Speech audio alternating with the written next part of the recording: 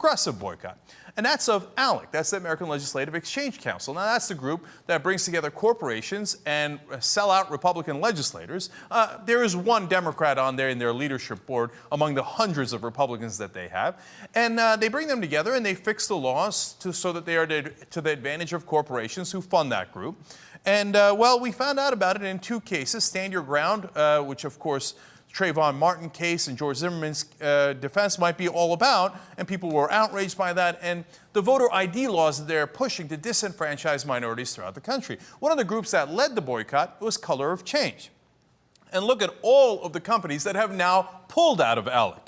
You got McDonald's, Wendy's, Mars Incorporated, Coke, Pepsi, Kraft Foods. And the list goes on. Blue Cross, Blue Shield, LexisNexis, American Traffic Solutions, Arizona Public Service, and then today, Yum Brands.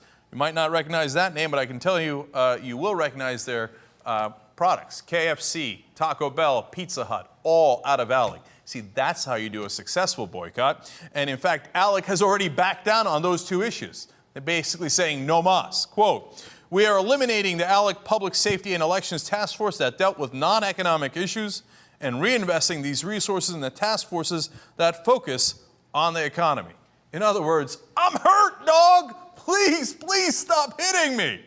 Well, to give you a good sense of how much they're hurt, they actually brought in the cavalry, such as it is.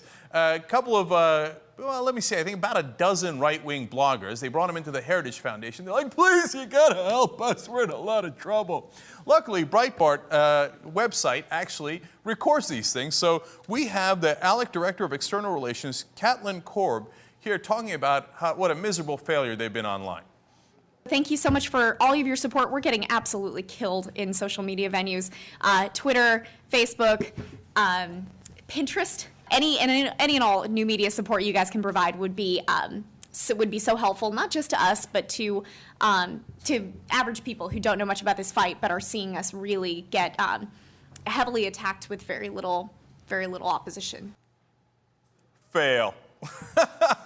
Maybe you're getting hammered online because there's actual people on that side, and you're getting no help because you don't have any supporters outside of giant multinational corporations, but not very many citizens. All right, so let's get both sides of this. I'm going to bring in Rashad Robinson here. He's the executive director of ColorOfChange.org. They were instrumental in leading this successful boycott of ALEC so far. Now, Rashad, the main question I want to ask you is, how'd you do it? Well, we did it through the voices of everyday people. You know, Color of Change is the largest online black political organization. We have over 900,000 members. And every single day, we're raising the voices of those members, giving them the ability to make their voices heard. Black folks and their allies on everyday issues. We reached out to these corporations last year, and we actually never threatened a boycott. We tried to have a conversation with corporations and tried to educate them about discriminatory voter ID laws and how their association with ALEC was moving these laws in states all around the country and the impact these laws would have on everyday people's right to vote.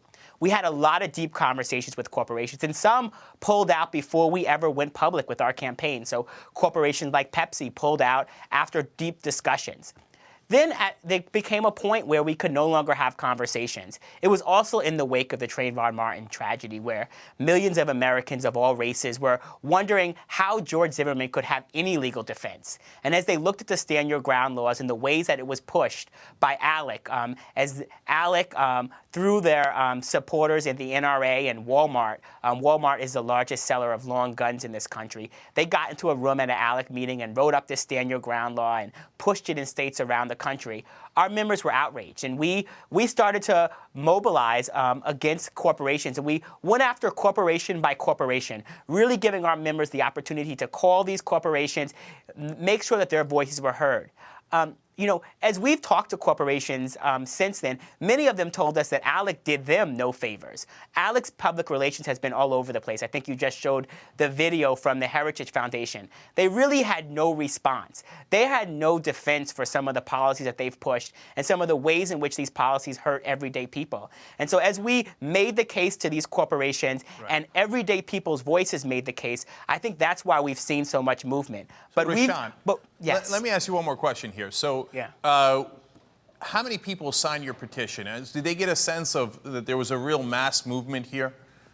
they knew there was a mass movement. We have nearly 100,000 people that have signed our ALEC petition, and we had these numbers, these tens of thousands of people signing this petition before we even named any corporations, before we even put out that we were going after Coke or Pepsi or Kraft. We had these numbers, and so they knew that we were going to have numbers. But it wasn't until maybe we had to send out an email saying, let's all start calling Coke this morning, and Coke started seeing that for weeks they might be getting these phone calls and that our organization wouldn't go away, that they made the type of decision they made. All right, Rashad Robinson from Color of Change, thank you so much for joining us. That was a real education in how